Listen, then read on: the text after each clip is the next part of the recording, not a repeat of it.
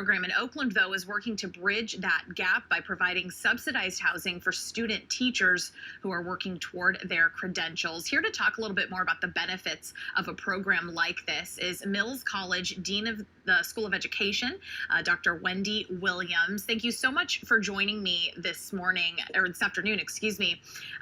As a leader in the field of education, when you heard about this program with OUSD and the mayor's office, what was your initial reaction? I was thrilled. We know that housing cost is a major barrier for most people living in the Bay Area, and particularly for teachers. Why is it so important for teachers to further their careers in their home communities? Schools are anchor institutions for our communities, for our children, for students, and families. And when teachers are of the community and connect with the values, the ethos, the connections there, it makes for a more stable school and learning environment, a more stable workforce, because they are also supported. And so doing so just creates a context where all are more likely to stay in the field for a bit longer and to really achieve some of the educational gains that we want to see in our community schools.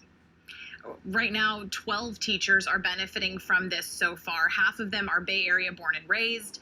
A majority of them are people of color. Can you talk just a little bit about how much of an impact you see this opportunity having on the students in Oakland Unified?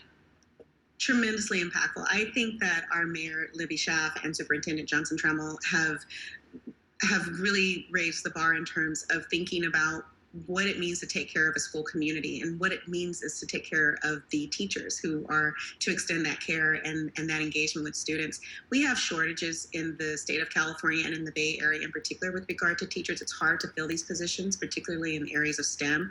And it's also really difficult to keep diverse educators of color who connect with the children who are in our area schools in Oakland. Our schools are very diverse. And so when you have when you create the context, again, for keeping those teachers in communities, in schools for longer periods of time, that they are housing secure, that they feel secure and comfortable to just work and live well, then they can relax and focus on the important work of educating our children. Well, and it is such important work. This year, of course, has been so challenging already for students and teachers alike. So as an educator yourself, do you think teachers are receiving the support they need overall at this point? I think that we're all doing the best that we can. I know that on our end as a School of Education, a big thrust for us has been to reach back to our alums and really anyone who's willing and interested in having conversations and spaces where we just do what we call holding space and letting them sort of share in the challenges that they're having and what it means to translate the richness of their in-person curriculum and pedagogical practices online. The worry, teaching is a relational work. And one of the things I think we've underestimated are the ways in which our teachers are experiencing difficulty as they think about the young people with whom they work, the connections to families and children and their colleagues, to be in community around work. That is not always easy. I think that we are learning more and more what teachers need, and they're learning more and more, particularly as COVID has hit and required that we really think about how we do this thing, teaching, and what are the ways that we can make sure that we're doing it well. It's helped us all to get a bit more clear about what is needed and what would be most supportive. Right. It's something, a lot of the things that you probably need now are things that you never thought you would need to ask for, of course. Yeah, I mean, thinking about bandwidth at home, thinking about internet connections, thinking about the ergonomic setup at home, and also thinking about the mental health and social emotional needs of our teachers, how those are integrally related to the health and development and success of our young people. I think that we're more and more realizing, it's overstated and overused, this notion that it's all interconnected, but we truly, really are. And more than anything, as COVID has hit, this pandemic has really helped us to understand the ways in which, when we're all experiencing the same tragedy, the ways in which we need to band together to support one another and move through.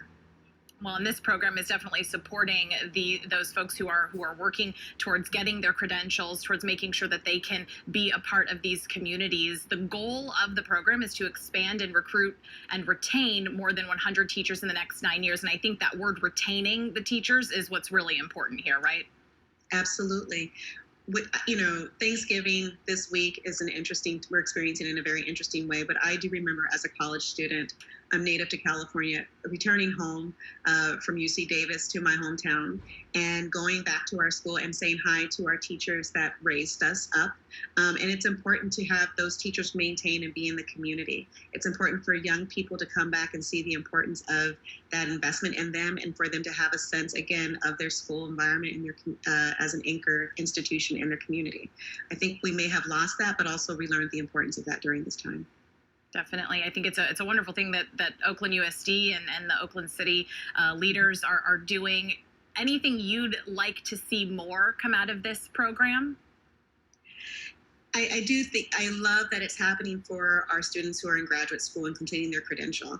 But I think one of the things that we want to be mindful of is, as housing insecure as some of the young people that our teachers work with are, some of our current teachers are as well.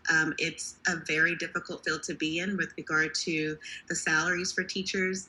And I know that there are no perfect silver bullet responses or easy answers to this. These are large policy questions and changes that we need to see happen, but we do need to see them happen. We've been calling our teachers essential workers, and that's not really been a compliment of late. And so we really need to think about what it means to value what is essential in our lives.